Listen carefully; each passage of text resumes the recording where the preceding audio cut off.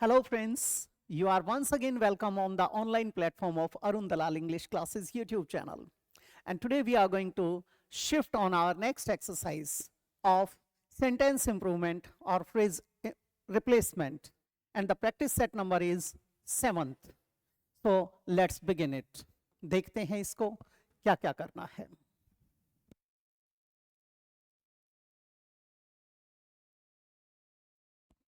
Well बेटे, पहली statement आपके स्क्रीन पर.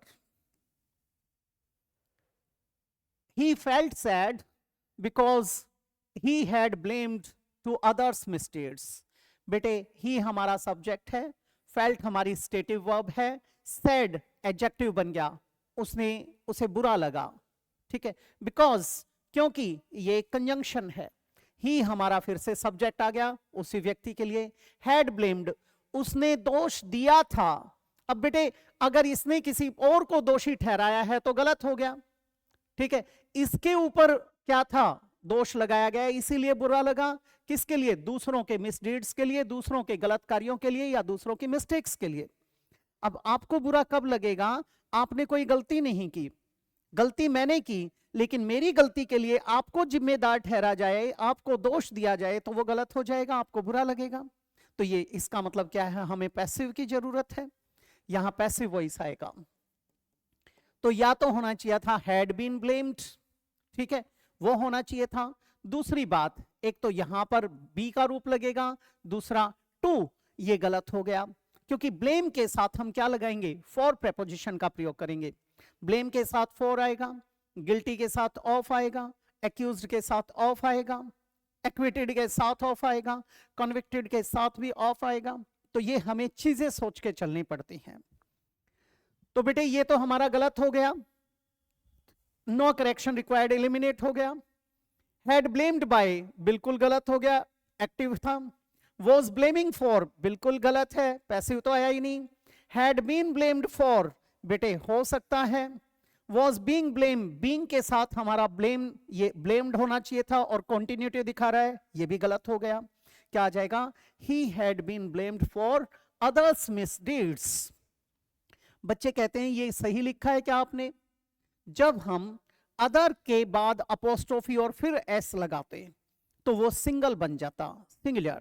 लेकिन जब अदर्स पहले लिख के बाद में केवल अपोस्ट्रोफी लगाया तो वो प्लूरल को दिखाता है, दूसरों की. और मिसडीड्स, डू एक एक्शन वर्ड होता है, डू से नाउन बनाते हो डीड, और मिसडीड क्या है, जो गलत कार्य है उसके लिए यूज किया गया है. नेक्स्ट पे शिफ्ट हो जाते हैं.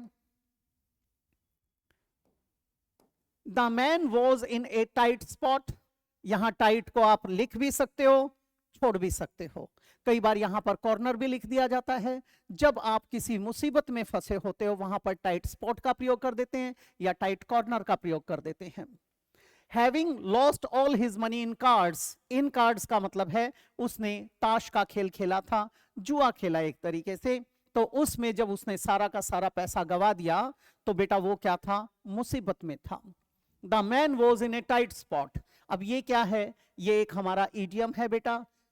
ठीक है, ईडियम के लिए इसका मीनिंग जानना है. बोरोड, बोरो होता है उधार लेना, ये तो गलत हो जाएगा. ठीक है, बोरो का मतलब क्या था, सिंपल बन गया, उधार लेने के लिए, गलत हो गया. वॉज ट्रबल्ड, वॉज ट्रबल्ड हो सकता है, the man was troubled having lost हो सकता है बेटा. Was in grief, in grief का प्रयोग जब करना चाहिए बेटे जब उसे क्या है, कोई कष्ट है. और कैसा कष्ट है, जिसमें उसको लॉस हुआ है बहुत जबरदस्त, कैसे, किसी के गुजरने आदि का, वहां पर उस प्रकार की मानसिक यंत्रणा होती है, उसके लिए क्या यूज करते हैं, ग्रीफ. ये तो गलत हो जाएगा. ये नहीं होता तो इसकी तरफ चलना पड़ता. हैज लेस कैश, ये गलत हो गया. वॉज इन डेट, वो ऋण में था, ये जब ये दोनों ना होते तो सोचना पड़ता, गलत हो गया. अब क्या आ जाएगा, the man was troubled having lost, वो मुसीबत में था, परेशान था. ठीक है, तो क्या आ जाएगा, वॉज ट्रबल्ड. नेक्स्ट क्या कहता है बेटे, while rescuing the drowning child, the villager added another feather to his cap.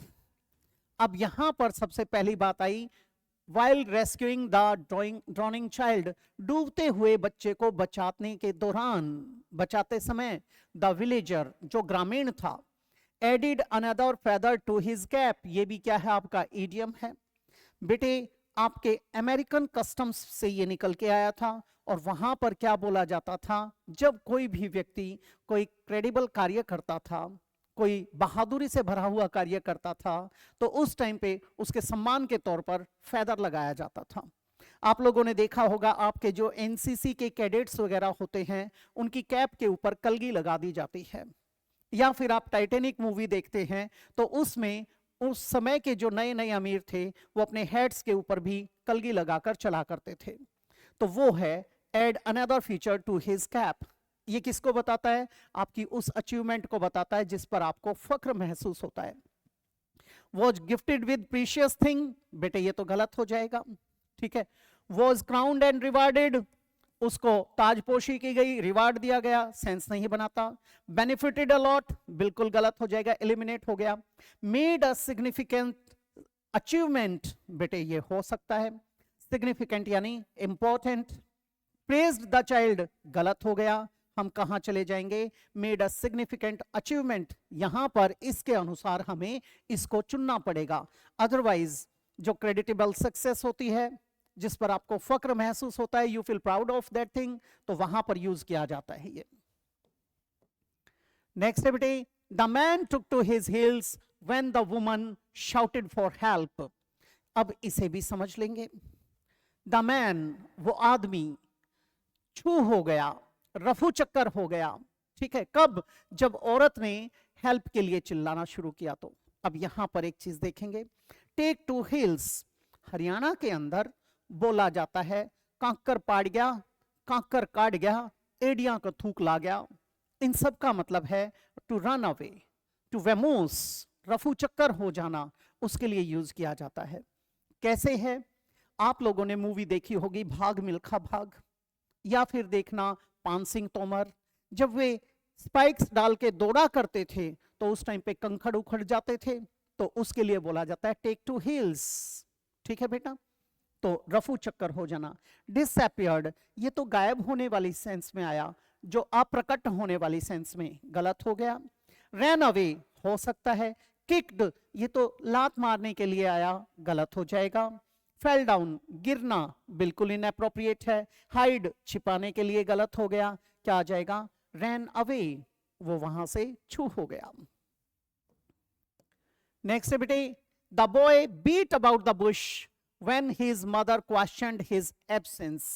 पहली बात, बच्चे यहां पर क्या कर देते हैं, बच्चे ये कहते हैं कि द बॉय, ये हमारा सब्जेक्ट है, सिंगुलर सब्जेक्ट है, तो बीट हमारा यहां पर क्या है, सिंगुलर वर्ब आना चाहिए। लेकिन वो ये भूल जाते हैं कि जो बीट होता है उसका पास्ट टेंस यानी सेकंड फॉर्म भी बीट ही होता है।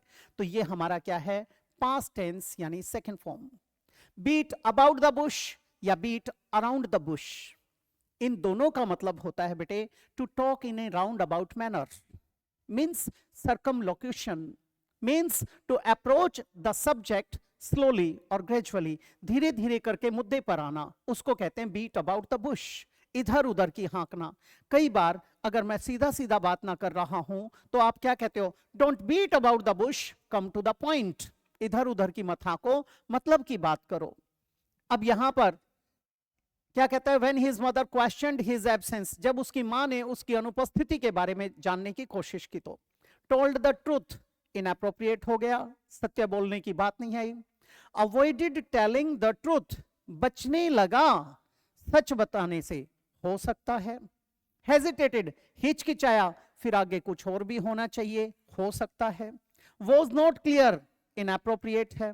वॉज क्वाइट, शांत था, गलत हो गया, तो ये भी छोड़ देंगे, किस पे आ जाएंगे, अवॉइडेड टेलिंग द ट्रूथ। इसका मतलब वैसे एग्जैक्टली क्या होता है, to talk in a roundabout manner, means circumlocution, और approach the subject matter slowly, उसके लिए यूज करते हैं। नेक्स्ट है बेटे आपका, he held a party when he got his BA degree, जब उसको उसकी ग्रेजुएशन की डिग्री प्राप्त हुई तो उसने क्या किया, पार्टी थ्रो किया, ठीक है, एक पार्टी रखी। प्रिपेयर्ड टू गिव, बेटे हेल्ड का मतलब है उसने वो थ्रो की यानी गिव की। हेल्ड हमारी सेकंड फॉर्म है, तो थ्रो का मतलब क्या है, थ्रू, सेकंड फॉर्म होना चाहिए। या फिर क्या आ जाएगा, गेव अ पार्टी। प्रिपेयर्ड तो गलत हो जाएगा। प्लान्ड, ये तो योजना बनाने की बात कर रहा है, ये गलत हो गया। गेव हो सकता है। प्रॉमिस, ये तो सिर्फ अश्योरेंस दे रहा है कि मैं पार्टी दूंगा, गलत हो गया। पेड फॉर, कीमत चुकाने की बात है, गलत हो गया। क्या आ जाएगा, through a party, gave a party, held a party, तो ये बन जाएगा हमारा। नेक्स्ट है बेटे, when the police officer asked you your salary, you provided wrong information to him, haven't you? अब इसको समझना। when एक कंजंक्शन है बेटे, टाइम को बता रहा है, जब एक काम हुआ तो दूसरा वैसे हुआ था, उसके एवज में पूछा गया है। The police officer is the subject of this statement. Subordinate clause, जो ये डिपेंडेंट क्लॉज है, इसका सब्जेक्ट क्या है, पुलिस ऑफिसर। आस्क्ड हमारा V2 है, पास्ट टेंस है। पुलिस ऑफिसर ने पूछा किससे, आपसे, किसके बारे में, अबाउट योर सैलरी। ठीक है, अब यहां पर बच्चे कई बार देन लगा देते हैं तो या तब के लिए, ठीक है, ये गलत हो जाएगा। एक बार ये आ गया तो दूसरे में हम क्या लगाते हैं, कॉमा। ऐसा क्यों होता है बेटे, सबऑर्डिनेट क्लॉज के लिए जब आपके पास कंजंक्शन आ चुका है तो दूसरी कंजंक्शन का प्रयोग नहीं करेंगे। यानी जब आपको दो सेंटेंसेस दिए गए हैं, दो सेंटेंसेस का मतलब है दो क्लॉजेस दिए गए हैं, तो एक कंजंक्शन आएगा। जब आपको तीन क्लॉजेस दिए गए हैं तो दो कंजंक्शंस आएंगे, क्योंकि उन्हें जोड़ने के लिए दो ही कड़ी बनी ना। और अगर आपको चार क्लॉजेस दिए गए हैं तो आपके पास क्या आएंगे, तीन कंजंक्शंस आ जाएंगे। क्यों आ जाएंगे, एक इसको जोड़ेगा, एक इसको जोड़ेगा, एक इसको जोड़ेगा, तो एक फ्री रहता है। इसीलिए आपके एरर्स में कई बार ये दिया जाता है, when the police officer asked you your salary, you provided, तो आपने क्या किया, प्रदान की, you provided wrong information, गलत जानकारी, to him, उसको दी। अब ये जो आया है इसका यहां पर ये क्वेश्चन टैग बनाया है। ये अगर अफर्मेटिव है तो ये नेगेटिव बनेगा, ये ठीक है। ठीक है, यू के लिए यू आ गया, आपको आपने दी थी ऐसा आपसे कंफर्म कर रहा है, लेकिन हमारा टेंस गलत हो गया। नेगेशन भी ठीक है, यू भी ठीक है, लेकिन ये जो हैव आया ये गलत हो गया। क्यों, क्योंकि जो ये प्रोवाइडेड आया है ये कौन सा टेंस है, ये पास्ट टेंस है। पास्ट टेंस यानी वर्ब की सेकंड फॉर्म है। अब बेटे अगर हम वर्ब की फर्स्ट फॉर्म की बात करते हैं, जैसे यहां लिखा गो, तो गो किसके बराबर है बेटे, ये डू प्लस गो के इक्वल माना जाता है। अगर आपने यहां पर वर्ब की फर्स्ट फॉर्म के साथ एस, ईएस या आईएस लगा रखा है, ठीक है, फॉर एग्जांपल आपने यहां पर गोज दे दिया, तो गोज किसके इक्वल है बेटे, डज प्लस गो के। और अगर आपने यहां पर सेकंड फॉर्म दी है, ठीक है, यानी past indefinite tense, past tense दिया है, तो पास्ट टेंस आएगा, जैसे आपने दे दिया वेंट, तो ये किसके बराबर है, डिड के साथ वर्ब की फर्स्ट फॉर्म के।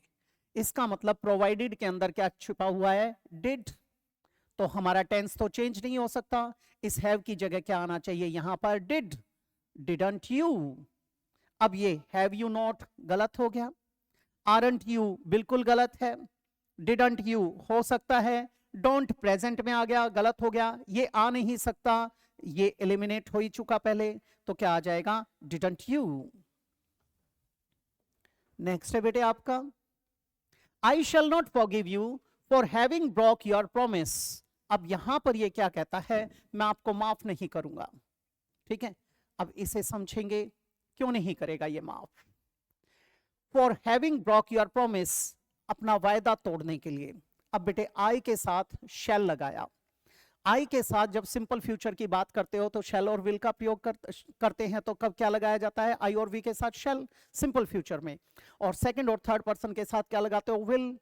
लेकिन जब आप एम्फेटिक फ्यूचर की बात करते हो, ये एम्फेटिक फ्यूचर क्या है, जब आप प्रॉमिस करते हैं, थ्रेट देते हैं, वार्निंग देते हैं, अश्योरेंस की बात करते हैं, डिटर्मिनेशन आ जाता है, विलिंगनेस आ जाता है, आपकी इंटेंशन आ जाती है, ऑथ आ जाता है, प्लेज आ जाता है, तो वहां पर आई वी के साथ क्या लग जाएगा, विल लग जाएगा, बाकी सबके साथ शैल लग जाएगा। तो बेटे आई शैल नॉट ये नेगेशन एडवर्ब है, फॉरगिव हमारा वर्ब का फर्स्ट फॉर्म, मॉडल्स के साथ फर्स्ट फॉर्म आती है, यू इसका ऑब्जेक्ट है। अब क्या था, फोर प्रेपोजिशन है, प्रेपोजिशन के बाद क्या आता है, जेरंड आता है, हैविंग बिल्कुल ठीक है। अब ये हैविंग के साथ तो बेटे क्या आती है, वर्ब की थर्ड फॉर्म यानी पास्ट पार्टिसिपल आता है। तो यहां पर क्या आना चाहिए, ब्रोकन, फॉर हैविंग ब्रोकन। ये क्या है, प्रेपोजिशन, ये क्या है, परफेक्ट पार्टिसिपल, ठीक है। तो परफेक्ट पार्टिसिपल आएगा प्रेपोजिशन के बाद जेरेंडियल केस में, फॉर प्रेपोजिशन है तो ये जेरेंड आ गया, लेकिन इसके साथ ये थर्ड फॉर्म आ गई, ये परफेक्ट पार्टिसिपल। तो क्या आ जाएगा, ब्रोकन योर प्रॉमिस, अपना वायदा तोड़ने के लिए। तो बेटे क्या हो जाएगा, विद तो आ नहीं सकता, दूसरी बात ब्रोकन आना चाहिए, फॉर हैविंग ब्रोकन हो सकता है, फॉर ब्रेकिंग अप ये गलत हो गया, for breaking up your promise, breaking के साथ अप का प्रयोग गलत है यहां पर, बिकॉज ऑफ ब्रेकिंग अप बेटे गलत हो जाएगा, नो करेक्शन खत्म हो गया, क्या आ जाएगा, for having broken your promise. Next है बेटा मोस्ट अनविलिंगली, मोस्ट अनविलिंगली का मतलब क्या है, मोस्ट रिलेक्टेंटली, अनिच्छा के साथ। जब आप पूरी तरह से अनिच्छुक होते हैं किसी चीज के लिए, वहां पर किसका प्रयोग करते हैं, अनविलिंग का प्रयोग करते हैं, ठीक है बेटा। रिलेक्टेंट का प्रयोग करते हैं, I agreed to go to the Andaman and Nicobar island, बड़ी अनिच्छा के साथ मैंने क्या किया बेटे, मैं एग्री हो गया कहां जाने के लिए, अंडमान एंड निकोबार आइलैंड पे, and staying there for a month, और वहां पर ठहरने के लिए, ठीक है। अब एक चीज देखेंगे, एग्रीड, एग्री के साथ क्या होता है, आप किसका प्रयोग करते हैं, टू इन्फिनेटिव का प्रयोग करते हो, ठीक है। He got agreed to my proposal, यहां पर तो किसी प्रपोजल से सहमत होने के लिए। दूसरी बात, he got agreed to sign the proposal, to infinitive लगाते हो, टू इन्फिनेटिव हमारा ठीक है। उसके बाद गो आया तो गो के साथ टू आएगा, क्यों आएगा, क्योंकि हम प्लेस की बात कर रहे हैं, ठीक है। He got agreed to go to the Andaman and Nicobar island. दूसरी बात, अंडमान एंड निकोबार जब ये लिखा गया है, जब कभी भी कोई भी आइलैंड आपका प्लूरल में लिखा जाता है तो उसके साथ द आर्टिकल, डेफिनेट आर्टिकल लगाया जाता है। जब आप सिंगल किसकी, आइलैंड की बात करते हो तो द नहीं लिखा जाता। फिर कहता है बेटे यहां पर टू गोइंग टू गलत हो जाएगा बेटा, गोइंग टू बेटे हो सकता था, फॉर गोइंग बिल्कुल गलत हो गया, टू गोइंग फॉर बिल्कुल गलत हो गया। अब जब एग्री के साथ हम टू गो का प्रयोग करते हैं, ठीक है, जब ये टू गो आ चुका तो इसको भी एलिमिनेट कर देंगे, ये नहीं दे रखा होता तो हम इसकी तरफ चल सकते थे। अब ये क्या हो गया, गलत हो जाएगा। तो क्या आ जाएगा, most unwillingly I agreed to go to the Andaman and Nicobar island and staying there for a month. Next है बेटे, there have been a spurt in the number of cases of atrocities on women during the last a few months। अब यहां एक चीज देखेंगे, there एक dummy subject है, introductory subject है, इसके बाद जो ये वर्ब आती है ये इसके अनुसार नहीं आती, पीछे जो नाउन होता है उसके अनुसार आती है, यानी सब्जेक्ट जो होता है वो।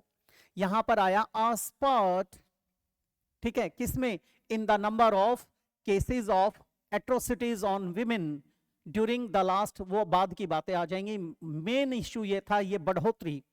जब यहां पर ये आया है बेटे तो इसके अनुसार ये आएगा, ये हमारा सिंगुलर है, सिंगुलर है तो यहां पर क्या आएगा, has, there has been a spurt in the number of cases of atrocities. Atrocities क्या है, ज्यादतियां, जैसे ऑपरेशन होता है, एक्सप्लॉयटेशन होता है, उसकी बात की गई है। During the last a few months, तो इट हैड बीन तो बेटे गलत हो गया हमारा, देयर आर बिल्कुल गलत, देयर हैज बीन हो सकता है, देयर वर बिल्कुल गलत, नो करेक्शन एलिमिनेट हो ही चुका, हम किस में आ जाएंगे, देयर हैज बीन, ये आ जाएगा। दूसरी बात बेटे, ए नंबर और द नंबर जब प्रयोग में लाते हो आप लोग, आ नंबर ऑफ का मतलब होता है so many, great many, a lot of, plenty of, और द नंबर का मतलब होता है उनकी संख्या, यानी एक बॉडी एक यूनिट बना दिया। तो जब आप द नंबर लगाते हो तो सिंगुलर वर्ब आता है, सिंगुलर प्रोनाउन और एडजेक्टिव लगाते हैं। जब आ नंबर का प्रयोग करते हैं तो आपका प्लूरल वर्ब आता है और प्लूरल प्रोनाउन और एडजेक्टिव का प्रयोग करते हैं। इस झंझट में ना पढ़ना हो तो आप सीधा सीधा है हु और वट लगाकर देख लें, उत्तर मिल जाएगा। तो बेटे ये थी आपकी एक्सरसाइज अब के लिए। अगली एक्सरसाइज में आपसे फिर से मुलाकात होगी, तो इजाजत चाहूंगा। नमस्कार दोस्तों।